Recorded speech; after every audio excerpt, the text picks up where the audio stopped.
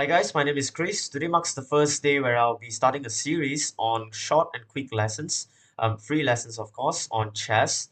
And I'm currently coaching chess online, and I would like to give you guys some, short and quick lessons for you guys to enjoy without having to pay a single cent, right? So before we continue the lesson, I'm actually everywhere on the internet. You can find me by typing in my name right here, which is under my face. Yeah. I'm all over the internet on Instagram, Facebook, YouTube, and also TikTok. Right, so for today's lesson, we have a position from a Blitz game that I played online.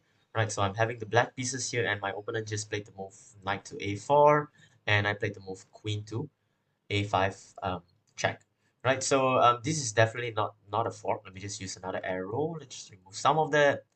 Okay, this is not really a fork because the knight is defended, right? So, but I'm actually giving my opponent a question, right? Saying that you just came from c3.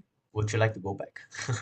Right? Because chess players have egos and they do not want to go back, right? But actually, my opponent did play knight back to c3, and it's actually the best move, right? So it's the best move, and here I would like you guys to take a moment, take a quick and short think of what you can do with this pin. What tactics do we have here?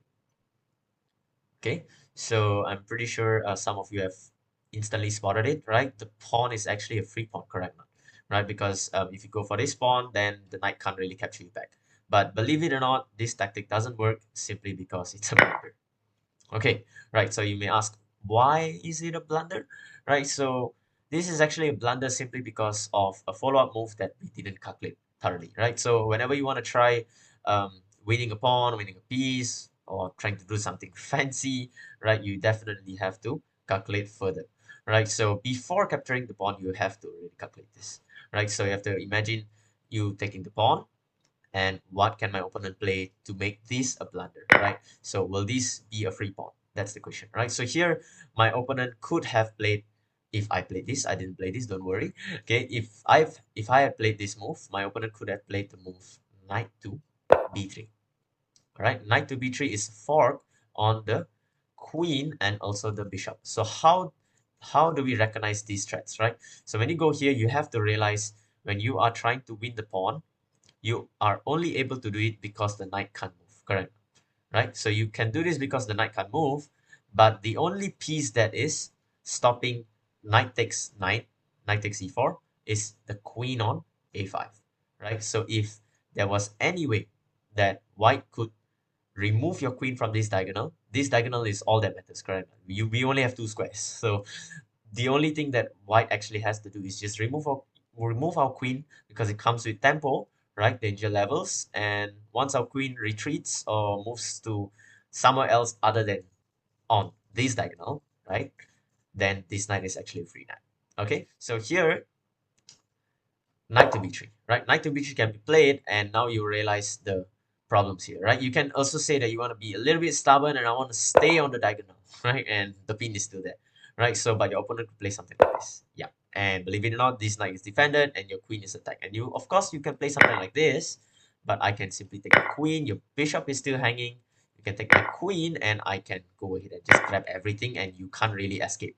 You can go for this, but your knight is actually kind of trapped.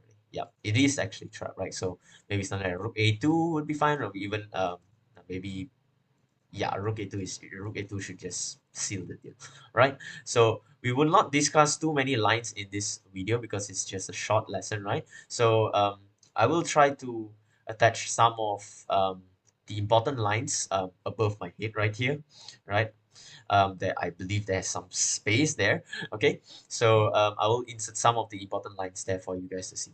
Right, so knight b3 can be played, and after we go back, let's say, then all of these hangs. Right, this bishop will be attacked twice, and our defender, the two defenders that we have on the bishop, one of them will be hanging. Do you see that now this knight is actually free? And now if you just go back here, right, this knight is actually free. He doesn't even have to take the bishop first because, of course, this is a free piece and this is not a free piece, right? So now you can, of course, go for something like this, queen takes, blah, blah, blah. Something like this can happen. And after all is said and done, you will realize that you just lost the whole night. Okay, of course, you are winning. Not winning, but you are sort of up 2 pawns, but it's a whole piece we're talking about here, right? Okay, so we'll go back to the line, and here we are going to solve the position and figure out what can we play to make this not a blunder. We want to win the pawn cleanly without any mistakes, right? So how do we stop that? So we will backtrack, right? This is how we think, right? We know that knight b3 is coming soon, right? And we have to stop knight b3. That's how we do it, right? We know that knight b3 is coming, and the only way to stop it is to either remove the knight, okay, remove the knight, or stop it from coming here, which is almost impossible, right? There's no way you can put a pawn here to stop the knight from coming. Am I right? Right? There's no way to do that, and so the only way is to just is to just remove the knight. Okay, right? So now the question is, which piece? Do I capture it with the knight? Do I capture it with the bishop? So which piece is the correct piece to do it? Right, so I'll give you the answer, but just a vague answer. It's actually both of the pieces. Both are fine, but one of it gives a better advantage. Right, I'll show you the first line with knight takes. Right, knight takes is also fine. Right, something like this can be played, and you will immediately go after this pawn. Right, it's not a blunder now, right? Because after something like this is played, it's just a clean pawn, and that's all. Yeah, the position kind of ends here. You can go for something like this. You can simply castle, and all is good. Right, you're up a whole pawn.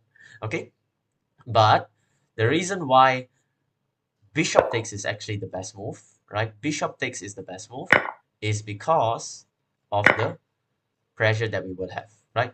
So here, you cannot go after this pawn. Okay, if you go after this pawn, it's going to be a slight mistake. It's going to be a small mistake there because of this bishop captures on g7. Right, bishop captures on g7, our rook is hanging, and you might want to say that, oh, but I'm going to go after the queen first, danger levels. He can't take my rook because his queen hangs. Of course, but bishop takes c3. All right, bishop takes c3 is just going all the way back, and now your queen is under attack, your rook is under attack, and it's literally a fork, a reversed fork.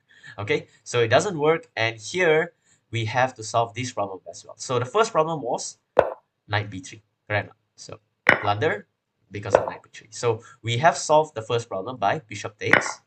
Okay, right here there is another line that I forgot to show you, which is knight takes bishop. Should you play this? Right, I'll give you some time. Should you play this or should you not play this? Okay, so the answer is you should not play knight takes d4 because of queen takes, and now the pawn is actually defended. And you kind of just help your opponent save his entire position, because after this, something like f3 is probably coming, or maybe just bishop here castles. That's also fine. You don't have to play f3. F3 is kind of a disgusting move, right? So this is not the move you have to play, right? So here, in order to stop bishop takes g7, you have to find sort of like it's not a brilliant move, it's probably just a good move, right? What move can we play here? What move must we play here in order to get an advantage? It's the only move that gives black an advantage, right? Other moves don't really win you the pawn cleanly, right? Because you will hang g7 as well.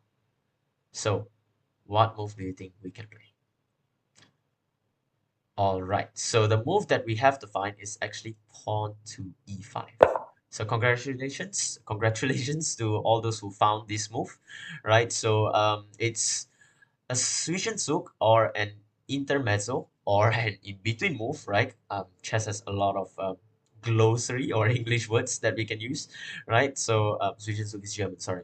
Right, so here, this move is a must play, right? So in the game, I found this move, and I played this move instantly actually, and my opponent played the move bishop e3, and now this pawn is totally free. It's actually totally free, right? Because there is no pawn hanging. We solved all of our problems. Knight b3 was solved, bishop takes g7 was solved, and now this pawn is actually a free pawn. And now for our opponent to actually survive this game, he has to probably play something like rook here, which doesn't really work, okay? The best move would be queen d3. Okay, this move actually works, but it's not the best simply because of this pawn hanging as well, right? You can take this pawn, or you can simply castle if you want. All is fine, right? So we don't have to be too greedy for the pawns, right? So if we go for a queen queen here, then maybe something like bishop here, a little bit ugly for us because it's gonna be a little bit annoying for us to um, plan our castling, right? Okay, so that was the lesson. I hope you learned a lot from it, right? So maybe a little bit of an additional information.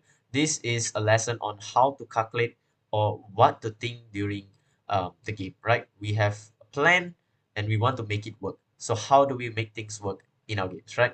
We are not going to play hope chess here. Hope chess means hoping that my opponent don't see it, hoping that he falls for my trap when it's actually probably a blunder actually, right? So here, this would be a blunder, and you are saying that, oh, I hope he doesn't see knight to b3, right? It doesn't work like that, okay? Right? Hope chess is a very bad habit, and it doesn't work, okay? Right? So here, this practice actually helps you calculate much faster, right? So by practicing this type of positions, right, you can really, really improve your calculation to be much faster than you would usually calculate, right? So believe it or not, in this game, I took about 8 seconds to calculate all of the lines, right? Maybe not as fast as some grandmaster would calculate. So I took 8 seconds from bishop takes here. So before playing bishop takes, I took 8 seconds, right? Bishop takes was played, and I found this move instantly because I've calculated everything in the 8 seconds. And this move was played without any time spent, 0 seconds, or maybe like 0.5 or something, I don't know, right? So here, and this was also pre-moved. And after this, my opponent actually just threw the game by playing something like this.